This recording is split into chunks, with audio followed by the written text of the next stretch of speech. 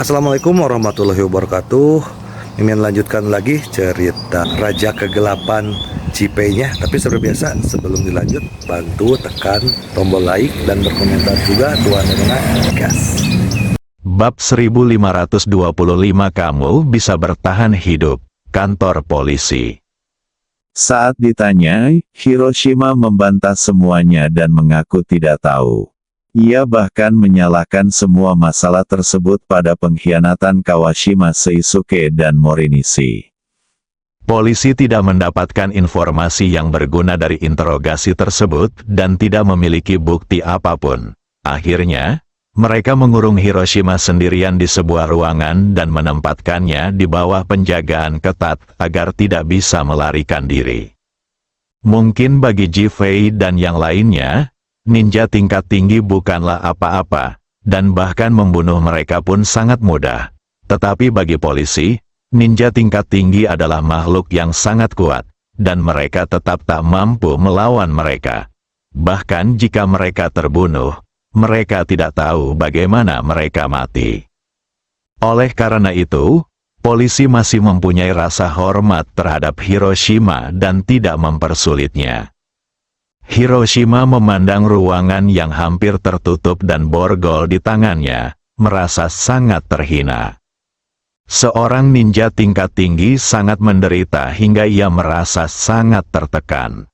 Jika dia ingin melarikan diri sekarang, dia masih bisa melarikan diri. Tetapi pukulan yang memalukan ini lebih menyakitkan dan tidak nyaman daripada ditusuk beberapa kali. Tepat ketika Hiroshima sangat menyesal, seorang pria bertopeng tiba-tiba muncul di depannya. Mata Hiroshima langsung menunjukkan keterkejutan, dan ia sangat terkejut. Pertama, "Pak, bagaimana Anda bisa sampai di sini?" Dia tidak tahu siapa pria ini, tetapi di kota Ninjiang, ketika dia kembali ke negeri Long dari negeri yang untuk kedua kalinya, pria ini menemukannya suatu hari. Dia tidak hanya membantunya menghilangkan racun yang telah dimasukkan Jifei ke dalam tubuhnya, tetapi juga membantunya meningkatkan seni bela dirinya. Hiroshima tidak tahu siapa pihak lainnya, dan tidak mengerti mengapa pihak lain melakukan ini. Namun pihak lain tidak mempunyai persyaratan lain padanya. Biarkan saja dia tetap di sisi Jifei, menanyakan kabar Jifei, dan menunggu kesempatan untuk kembali ke negeri yang dan menjadi pemimpin ninja. Setelah itu, Hiroshima hanya terus memberitahu orang-orang yang menghubunginya tentang berita tersebut secara berkala. Faktanya, dia belum pernah bertemu orang ini kecuali untuk pertama kalinya. Tiba-tiba hari ini saya melihatnya lagi dan saya terkejut. Apalagi saat saya terjebak di kantor polisi dan dihadapkan dengan pilihan, saya lebih terkejut lagi. Apakah dia mencoba menyelamatkan dirinya? Tetapi yang lebih besar adalah rasa takut, kekhawatiran bahwa saya akan dihukum jika saya gagal. Kau telah melakukan pekerjaan yang baik dalam urusan negara yang ini. Hasil ini tidak ada hubungannya denganmu. Jifei terlalu kuat sehingga hasil ini terjadi. Tuan, Anda tidak menyalahkan saya. Hiroshima menatap pria bertopeng itu dengan kaget, dan tanpa diduga, dia merasa lega. Apa salahnya? Selama pegunungan hijau masih ada, kayu bakar takkan kekurangan. Selama kamu masih hidup, semuanya baik-baik saja. Tuan, suara Hiroshima agak tercekat. Ia tak menyangka pihak lain akan begitu menghargainya. Ia merasakan kegembiraan dan kegembiraan yang tak terlukiskan di hatinya. Kamu tinggal di sini dulu untuk sementara waktu dan jangan kabur. Aku akan mengurus semuanya di luar, kata pria bertopeng itu lagi. Baiklah, saya percaya padamu. Tuan, Hiroshima mengangguk berulang kali. Jika pria bertopeng itu tidak baru saja tiba, ia mungkin sudah kabur. Lagi pula, ia tidak ingin tinggal di sini selamanya. Pria bertopeng itu berbalik dan menghilang ke dalam rumah. Hiroshima, yang awalnya sangat tertekan dan bahkan ingin melarikan diri, kini sama sekali tidak berniat melarikan diri. Ia tetap aman di kantor polisi. Ia percaya bahwa orang ini dapat menyelamatkannya. Pria bertopeng itu keluar dan melirik ke arah kantor polisi. Jifei, kau ingin menggunakan Hiroshima untuk memancingku. Jadi aku akan menggunakan Hiroshima untuk membingungkanmu. Suara lelaki bertopeng itu ternyata adalah suara Saudara Long. Sejak di kota Ningjiang, Saudara Long sudah mulai menyebarkan mata-mata di antara orang-orang di sekitar Jifei. Hiroshima dipaksa menyerah oleh Jifei di bawah ancaman racun. Menurut Saudara Long, ia adalah target terbaik, jadi ia membujuknya untuk membelot sejak dini. Gara-gara Hiroshima, berbagai rencana Jifei di kota Ningjiang nyaris gagal. Terlebih lagi, setelah Wugong gagal menembus Tianyang Juemai, ia langsung mengetahui berita itu dan bersiap menyerang Jifei. Hiroshima tetap setia padanya. Tentu saja, dia hanya mengambil keuntungan dari Hiroshima. Baginya, orang-orang seperti Hiroshima tidak berbeda dengan anjing. Hiroshima penuh harapan saat ini, dan percaya bahwa Saudara Long pasti akan menyelamatkannya. Saudara Long keluar dan segera mengunci orang-orang di sekitar kantor polisi dan para pengawas yang diatur oleh Ping Chuanye. Jifei, kau sangat pintar. Jika aku tidak datang, Hiroshima pasti sudah kabur dari kantor polisi dan ditangkap oleh Ping Chuanye. Dan jika aku turun tangan untuk menyelamatkan Hiroshima, identitasku pasti sudah terbongkar. Kau sedang memasang jebakan berantai. Setelah Saudara Long selesai berbicara pada dirinya sendiri, dia menggoyangkan tubuhnya sedikit dan datang ke mobil Ping Chuanye. Ping Chuanye, yang sedang duduk di dalam mobil, melihat bayangan putih melintas dan segera menjadi waspada dan bersiap untuk membela diri. Namun, Saudara Long sudah membuka pintu mobil dan langsung masuk. Siapa kau? Ping Chuanye merasakan kekuatan dahsyat Saudara Long, dan tiba-tiba menjadi gugup dan bertanya dengan waspada. Siapa aku? Tidak penting. Yang penting putramu sudah mati, dan sekarang kau bersekutu dengan musuh. Aku tidak tahu bagaimana perasaanmu sekarang. Bagaimana perasaanmu? Saudara Long bertanya dengan suara lucu dan menggoda. Anda? Mata Ping Chuanye berkilat marah saat dia menatap Saudara Long. Siapa kamu sebenarnya? Janji apa yang Jifei berikan kepadamu saat dia bekerja sama denganmu? Aku menjanjikan semuanya, dan aku menjanjikan lebih banyak lagi. Siapa kamu? Ping Chuanye sangat terkejut bahwa pihak lain dapat langsung mengajukan persyaratan. Tidak masalah siapa aku, yang penting kau mau bekerja sama denganku atau tetap menjadi anjing Jifei. Lalu, Saudara Long berhenti berbicara, dan senyum lebar muncul di wajahnya, selembut angin musim semi. Tapi Ping Chuanye tahu itu jelas tidak selembut itu, dan jelas ada keberadaan yang menakutkan. Lalu bagaimana? Lalu jadi anjing mati? Haha. Setelah mengatakan ini, Saudara Long tertawa terbahak-bahak, tak menyembunyikan kegembiraan dan rasa jijiknya. Anda, Ping Chuanye ingin marah, tetapi dia tiba-tiba merasa bahwa Saudara Long di sebelahnya seperti gunung, dan momentum agung melonjak ke arahnya seperti air pasang, yang membuatnya merasa tercekik dan bahkan memiliki ketakutan yang tidak dapat dijelaskan, dan bahkan seluruh tubuhnya dipenuhi dengan rasa takut akan kematian. Kau ingin membunuhku? Kenapa tidak? Jifei dan aku musuh. Kalau kamu orangnya Jifei, kamu musuhku. Jika aku menyerah padamu, apa keuntungan yang dapat kau berikan kepadaku?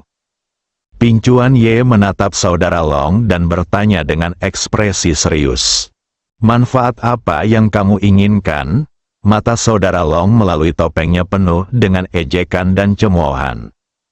Bunuh Jifei, kau bisa melakukannya, kata Ping Chuanye sambil menggertakkan giginya. Saudara Long tertegun sejenak, lalu tertawa. Aku tidak tahu kau sedang mencari kesempatan untuk membunuh Jifei. Pingcuan Ye mengangguk. Tentu saja, dia membunuh kedua putraku dan menyebabkan keluarga Pingcuan kehilangan statusnya. Bagaimana mungkin aku tidak ingin membunuhnya? Bagus sekali, kamu bisa selamat. Bab 1526 memilih target. Begitu Saudara Long selesai berbicara, beban di pundaknya pun berkurang, dan Pingcuan Ye langsung merasa beban berat telah terangkat. Ia menatap Saudara Long dengan tatapan penuh tanya, jelas ingin tahu rencana apa yang telah dibuat Saudara Long. Anda tidak perlu melakukan apapun sekarang, bahkan hanya menunggu. Tunggu. Pingcuan Ye menatap Saudara Long dan bertanya dengan bingung. Ya, tunggu saja, kau hanya perlu menunggu. Jifei tidak akan tinggal lama di negeri Yang. Selama dia meninggalkan negeri Yang, ini akan menjadi kesempatan bagus bagimu untuk mengambil tindakan terhadap rakyatnya. Bagaimana jika Jifei kembali lagi? Tidakkah kau punya aku? Kakak Long sangat percaya diri. Seolah-olah Jifei tidak berbahaya di matanya. Pingcuan Ye terdiam sejenak, lalu mengangguk, saya mengerti. Kerja bagus. Aku akan membantumu membunuh Jifei dan membalaskan dendam kedua putramu. Nada bicara Saudara Long penuh percaya diri dan arogansi, seolah membunuh Jifei semudah mengucapkan sepatah kata atau mengangkat tangannya. Pingcuan Ye tidak mengatakan apa-apa. Hanya mengangguk. Setelah Saudara Long pergi, Pingcuan Ye duduk di kursi. Matanya terus menyipit. Matanya menunjukkan gelombang kerumitan dan bahkan gelombang pemikiran. Akhirnya, ada secercah tekad di matanya. Ia mengeluarkan ponselnya, mengirim pesan, lalu menghancurkan ponsel itu berkeping-keping dengan paksa. Saudara Long tidak tahu semua ini. Setelah semua pengaturan ini, ia meninggalkan negara Yang dan bergegas kembali ke negara Long, lalu pergi ke Longdu. Di sanalah ia ingin berurusan dengan Jifei. Di matanya, negara Yang hanyalah sesuatu yang tercela. Negara Yang hanyalah bom yang ditanam untuk membuat Jifei jijik. Jifei sedang berada di rumah Kawashima saat itu. Ponselnya bergetar dan ia menerima sebuah pesan. Setelah membacanya, sudut mulutnya sedikit terangkat. Ia menghapus pesan itu dan raut wajah gembira muncul di wajahnya. Ia tidak salah dan telah membuat pilihan yang tepat. Kawashima Jizi, mulai sekarang, urusan ninja negeri yang akan menjadi tanggung jawabmu. Aku akan kembali ke negeri naga besok. Kau akan berangkat besok? Tanya Kawashima Keiko dan Oda Miki bersamaan. Bahkan mata Anzai Rika menunjukkan keengganan, tetapi ia tahu bahwa tidak ada kemungkinan baginya bersama Jifei, jadi ia tidak mengatakan apa-apa. Jifei mengangguk. Ya, aku akan kembali ke negeri naga. Kali ini aku datang untuk menyelamatkanmu. Sekarang setelah aku menyelesaikan misiku, aku bisa pergi dengan tenang. Lalu kapan kau akan datang? Atau kapan aku bisa mengunjungimu? Tanya Oda Miki sambil menatap Jifei, tanpa mempedulikan Li Ruoshi yang ada di sampingnya. Kapan saja, transportasi sekarang sangat praktis. Oda Miki, lelucon Jifei sama sekali tidak lucu. Dia benar-benar ingin pergi ke sana kapan saja, bahkan tepat di sebelah Jifei. Li Ruoshi tidak menyangka Jifei akan pergi begitu tiba-tiba. Melihat Oda Miki enggan pergi, ia melangkah maju dan memeluk bahunya. Jifei pasti akan datang. Kenapa? Mata Oda Miki menunjukkan kegembiraan, dan dia menatap Li Ruoshi untuk memastikan dan bertanya. Tidakkah kamu menyadari kita kehilangan satu orang? Ada yang hilang? Baru saat itulah mereka menyadari bahwa Huo Lei telah pergi. Di mana Huo Lei? Oda Miki terus bertanya. Rahasia, ngomong-ngomong, dia ada di negara Yang. Apa menurutmu Jifei akan kembali? Oda Miki, Kawashima Keiko dan yang lainnya menunjukkan senyum bahagia di wajah mereka dan jelas sangat bahagia. Kesuraman yang baru saja kurasakan saat mendengar Ji Fei pergi telah sirna. "Jangan khawatir, aku akan kembali," kata Ji Fei kepada ketiga wanita itu. Lalu berbalik menatap Teng. "Kalian tetap di sini dan bantu mereka. Setelah mereka stabil, hubungi aku dan aku akan mengaturnya." Teng awalnya mengira dia bisa kembali. Tetapi ketika dia mendengar bahwa dia tidak bisa kembali dan harus tinggal, wajahnya penuh kekecewaan. Tetapi dia masih menatap Ji Fei dan mengangguk. "Baik, Tuan." Ji Fei tidak berkata apa-apa lagi, melainkan mengangkat tangannya dan menepuk bahu Teng 3 kali. Teng langsung berdiri tegak. Ini adalah sinyal rahasia mereka. Ji Fei mengingatkan Teng bahwa ada hal penting yang harus ia lakukan agar tetap tinggal di negeri yang kali ini. Awalnya Teng masih sangat tidak senang tinggal di sana dan tidak mau tinggal dan berurusan dengan ketiga wanita itu. Namun 3 gerakan Ji Fei membuatnya sadar bahwa ia memikul tanggung jawab berat di pundaknya. Ji Fei tidak berbicara lagi dengan Teng. Kawashima Jizi mengatur seseorang untuk membeli tiket pesawat dan mengatur agar Ji Fei dan yang lainnya beristirahat. Saat itu, pesawat pribadi yang ditumpangi saudara Long telah tiba di Longguo Longdu. Setelah turun dari pesawat, Suhu langsung menjemputnya.